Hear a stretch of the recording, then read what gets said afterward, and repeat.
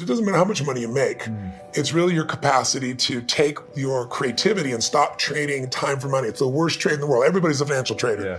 They don't realize they're a trader. They're trading time, and you can't get more time. So the first thing you want to teach anybody, a child, a kid, anybody, is that you'll never earn your way to freedom. You just don't. And you look around and you see, Kurt Schilling, if you remember, from Boston Red Sox, he made $100 million a year. He's broke, bankrupt. I asked Warren Buffett, I said, what made you the wealthiest man in the world? And he smiled and he said, 3 things. He said, living in America, great opportunities, having good genes, so I lived a long time. And he said, the last thing is compounded interest. And we all know about compounded interest, but I give the example in the book of this guy, Theodore Johnson, who worked for UPS, never made more than $14,000 in income in his entire life in a year. And in old age, he was worth $70 million. And how did he do it? All he did was he took a percentage of his income. His percentage was 20%. Now his family said, we can't save any money. But he met a friend who said, if you pretend there's a tax, and the tax just took the money away from you, and you never see it, the money just comes out of your account and goes in an investment account, you'll be financially free. So he was disciplined, he didn't look at it, it happened. $70 million by compounding. So people's mistake is, and kids don't know this, adults don't know this, that you won't earn your way there, but you can compound your way there. Yeah. What I want to do is say, where do you put that money? The second trick is you really have to understand where you're going to get hurt, because the fees are just destroy people. 96% of all mutual funds never match the market. I mean, they never beat the market.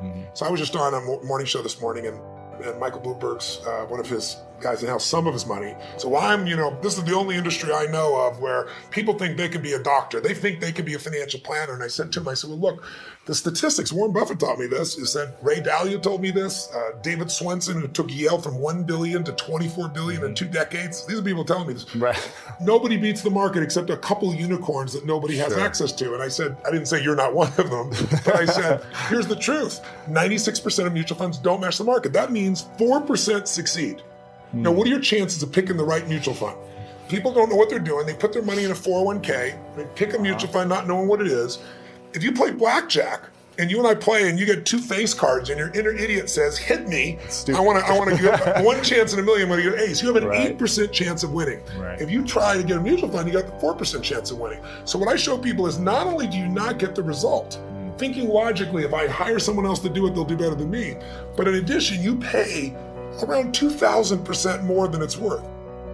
It's highway robbery. Where in the world would you pay $2,000% more for the same exact product? You can only do it because the financial industry makes things so opaque, so convoluted, and people feel overwhelmed. And hard to understand. Very hard to understand. That's why I try to come in here and go, look, time to become the chess player, not the chess piece.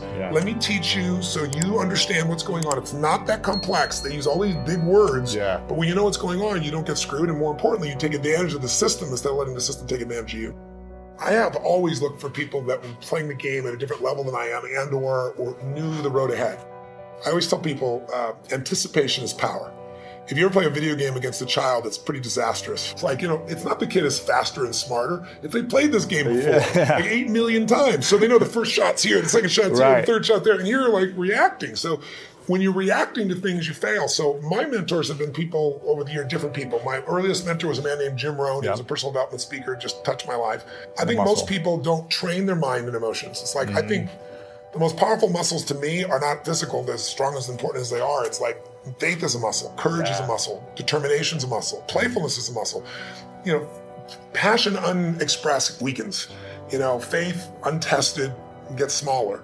So I'm always, I call it deep practice. I'm always pushing myself to the edge, and pushing yourself to the edge makes you stronger. Well, Sir John Templeton is probably one of the greatest investors in history. People don't know his name. He started out with nothing, and he decided that he wanted to understand wealth, and so he saved $10,000, a huge amount of money in those days. And when Hitler invaded Poland, he developed a belief. His belief was, you make your money in times of maximum pessimism. Like if you were around in 2008, 9, you remember what it was like, right? Yeah.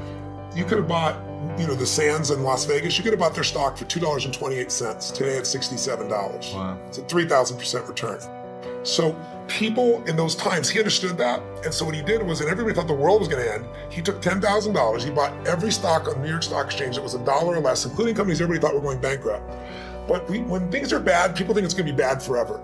When things are good, they think it's going to be good forever. And they're always wrong. Life's cyclical.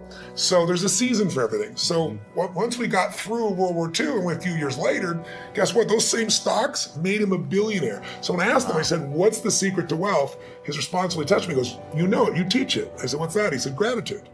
And I said, why do you say that? He said, because if you got $1 billion and every day you live pissed off and frustrated, the quality of your life is called pissed off and frustrated. Right. But if you have nothing, but you're euphorically grateful for whatever you have, you're the richest person that you're going to know. He said, so it doesn't matter how much money you got if you don't have gratitude. So I do the same thing, by the way. I have a process I call it priming, where I get up every morning. I do mine in the morning. I do this radical change to my body, kind of alter my state. And then I do 10 minutes, I never miss. And my first 3.5 minutes is what I'm really grateful for. And I make myself think of at least one of those 3 that's something really simplistic instead of something giant. The wind on my face, the look in one of my kids' eyes, something of that nature. And then I do 3 minutes of strength and healing, and I do 3 minutes of what I'm going to create my world. And I do that for a minimum of 10 minutes every day, because I believe you have to condition it. You don't just hope that stuff shows up.